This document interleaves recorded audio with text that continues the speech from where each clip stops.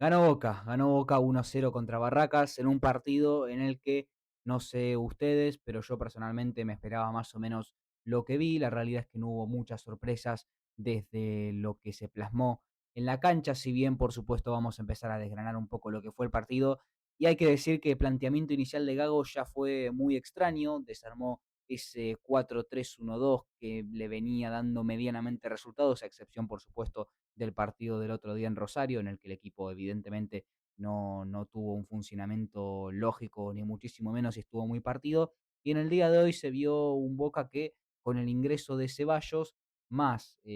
Jiménez que se mantenía en el 11, intentó algo realmente muy extraño, ¿no? Porque el punto de partida del propio Milton era por la banda derecha, Ceballos que partía por izquierda, pero en muchos momentos cerrado, como si fuera una especie de media punta o volante alto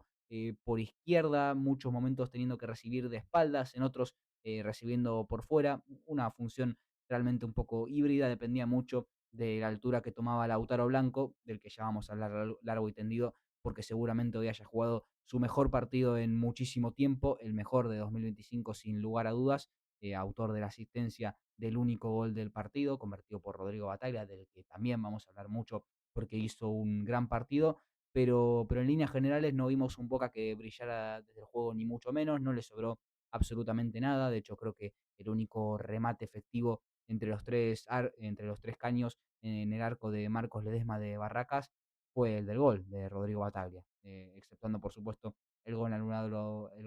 a Cavani, el gol también anulado bueno, el segundo, los dos goles anulados de Cavani, mejor dicho, pero bueno, en líneas generales solo fue ese tiro al arco y después, volviendo un poco a lo que fue Boca con la pelota, sobre todo se veía un equipo que jugaba con Rojo Bataglia más Milton Delgado, de otra muy buena presentación, a excepción de ese partido en Rosario, la realidad es que el rendimiento de Milton, el mediocampista, no del delantero, está siendo consistentemente muy bueno, pero es cierto que no tenía muchos socios, la realidad es esta, Carlos Palacios que también sufrió un poco de ello, tenía que bajar mucho a recibir en muchos momentos en la zona de 5, otros tirándose más hacia los costados. El problema era que no tenía nada por delante para buscar romper a través del pase, tirar una pared, buscar generar algo dentro del 5-4-1 de Barracas, que adoptó, por otro lado, la postura que bien acá describimos con el Flaco Fornés, ¿no? Un equipo reactivo que buscaba cerrar y cubrir espacios con distancias muy cortas entre ambas líneas, forzar a Boca a jugar por afuera, y es básicamente lo que ocurrió durante todo lo que fue el partido y sobre todo el primer tiempo. Había un poco más de sensación de peligro por izquierda con ese tándem entre Blanco y Ceballos, que fue de más a muchísimo menos, si bien tuvo alguna que otra jugada puntual en el segundo tiempo con un desborde que finalizó Belmonte después de recibir ese pase atrás y darse vuelta pero no poder definir bien. Pero más allá de eso fue un flojo partido de Ceballos que demuestra estar muy lejos de su mejor nivel y ya ni siquiera de su mejor nivel desde que está en Boca, sino del nivel que había alcanzado el año pasado en el que había terminado siendo el foco creativo de un Boca que por otro lado escaseaba mucho en cuanto a creatividad. Ceballos no hizo un buen partido y su inclusión en el 11 también desnaturalizó un poco lo que se había generado a partir de este 4-3-1-2, ¿no? Que era un equipo con más juego interno, con una preponderancia a juntar a los volantes y a partir de ahí romper al rival por adentro, no tanto por afuera, si bien por supuesto los laterales a partir de sus subidas cubrían una función importante. Y por derecha es cierto que a Blondel se lo notó en muchos momentos más aislado, más allá de apoyos puntuales de Palacios, no tenía un jugador con el que apoyarse y es Blondel, que estamos hablando de un jugador que se siente mucho más cómodo yendo de afuera hacia adentro y no tanto haciendo esos recorridos largos. Aparte, hay que sumarle el factor de la lesión, que a ver, es cierto que Blondel ya volvió hace un tiempo de la lesión de la rotura de ligamentos que sufrió hace más de un año justamente, hace poco se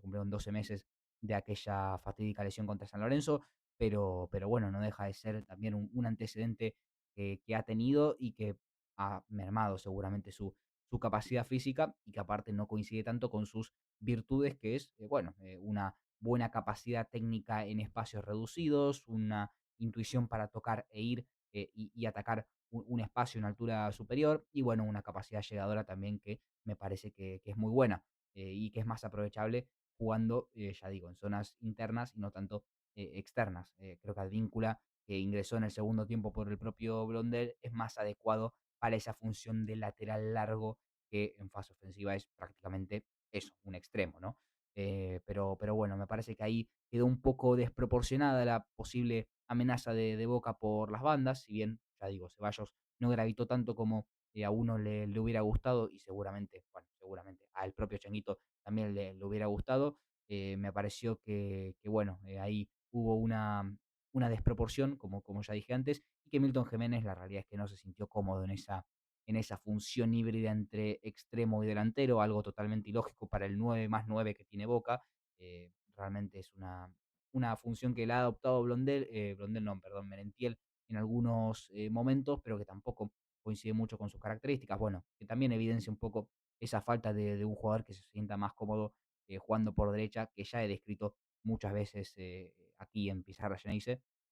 pero bueno, no deja de ser una muestra más y la realidad es que el único gol del partido, bueno, llega por un muy buen centro de Lautaro Blanco, del que ya voy a meterme un poco más a hablar de su figura, porque jugó a una altura no tan alta, no, para la redundancia, no jugó tan alto, sino que más bajo, como una especie de tercer central en muchos momentos, con la capacidad de llegar desde atrás y no estar ahí fijando abierto como un extremo y que se note tanto esa poca capacidad técnica que tiene Lautaro, que tiene más potencia física, por supuesto, que tiene esa capacidad para tirarse la pelota para adelante y poner un buen centro a la carrera, que lo hizo en muchas ocasiones, y en este caso le sirvió un muy buen centro a Rodrigo Bataglia, que ya estaba haciendo un buen partido en ese momento, había metido dos, tres pases cruzados muy buenos de derecha hacia izquierda, tenía esa personalidad para avanzar con la pelota, intentar romper líneas ante la poca capacidad que tenía Boca de juntar pases, con muchos jugadores por delante de la línea de la pelota,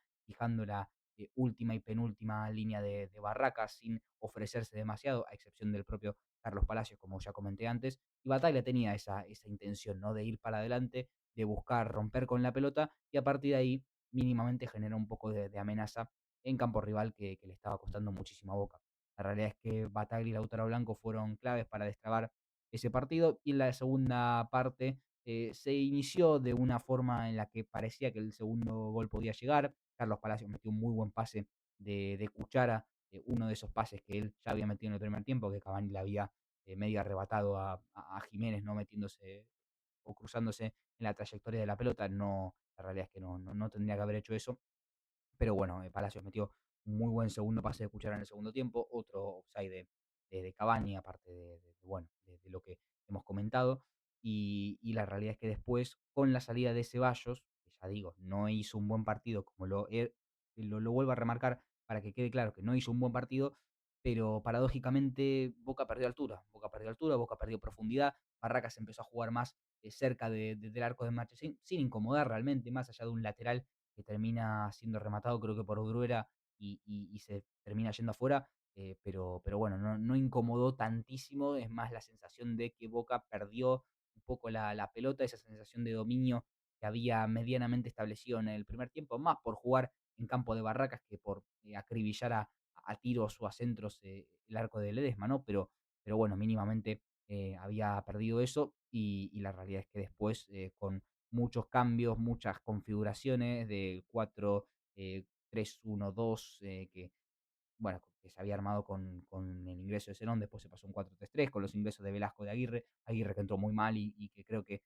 es otra evidencia más de que a perfil natural no termina de sentirse cómodo y que aparte no está en una buena forma futbolística ya de por sí, que debería ser capaz de jugar mejor, incluso sin estar en su mejor función, pero la realidad es que Boca después no pudo generar mucho más y hay que destacar un poco el partido de Milton Delgado, que creo que bueno, como lo he dicho antes, te va a asegurar un rendimiento mínimamente consistente, independientemente de que pueda tener alguna fluctuación, lógico, en un chico de ciudad que no lleva tantos partidos en primera, pero es que tiene unos gestos técnicos como unos giros, una personalidad para ir para adelante, para filtrar pases. Realmente Boca ha encontrado a sus cinco y tiene que aprovechar a Milton Delgado. Veremos qué pasa en la saga, porque el buen partido de Rodrigo Bataglio, por supuesto que lo postula como un candidato para volver a esa titularidad que yo creo que, bueno, todos pensábamos que iba a tener pero que con el rendimiento de Lautaro de Lolo podía llegar a estar un poco más en discusión. Veremos qué pasa en esa posición de dos. Las dudas con el lateral derecho, si el lateral derecho va a ocupar más la amplitud,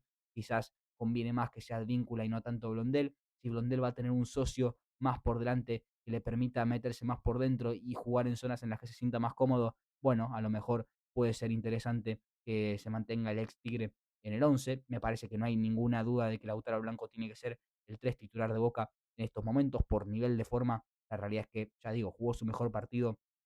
con la camiseta de Boca en lo que va de año y en muchísimo tiempo. Realmente creo que nos tenemos que remitir al primer semestre de 2024 para encontrar un partido así, de estas características de Lautaro Blanco, ¿no? De esta incidencia, más allá de la asistencia, ya digo, es la intención del jugador de ir para adelante, de buscar esos centros venenosos que él siempre ha sabido introducir, ¿no? Al juego de Boca. Me parece que es un muy buen nivel y es una muy buena noticia para el equipo recuperar una versión así de Lautaro Blanco, que en estos niveles es el mejor lateral izquierdo que tiene el plantel y uno de los mejores del fútbol argentino, por otro lado. Así lo demostró el año pasado, que terminó siendo el máximo asistidor del equipo, sobre todo con ese primer semestre buenísimo. Y recuperar esa conexión con Zenón que tanto le dio al Boca de Diego Martínez sería una muy buena noticia,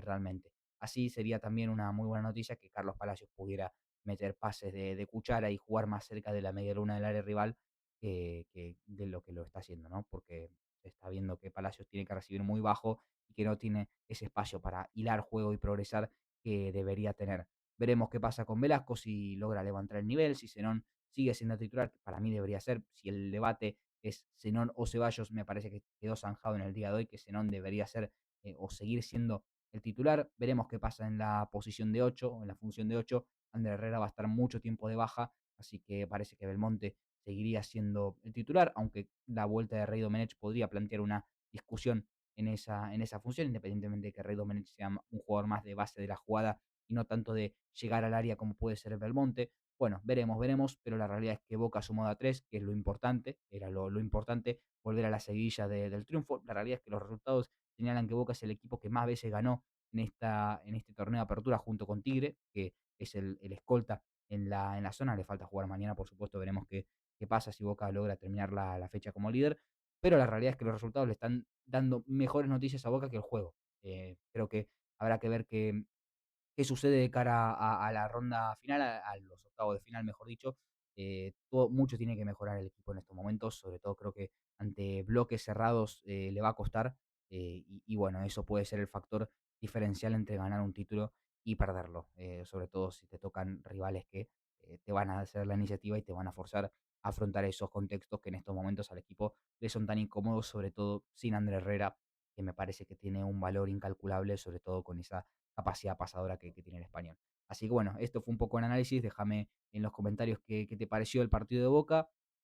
Bueno, si estás de acuerdo en que al equipo le falta muchísimo por mejorar. Y por supuesto, nada, quedan 3 semanas para el partido contra River, que aquí lo analizaremos largo y tendido cuando llegue, pero bueno, no queda mucho para el primer superclásico de este 2025. Así que bueno, nos vemos, un saludo y ganó Boca contra Barracas 1-0.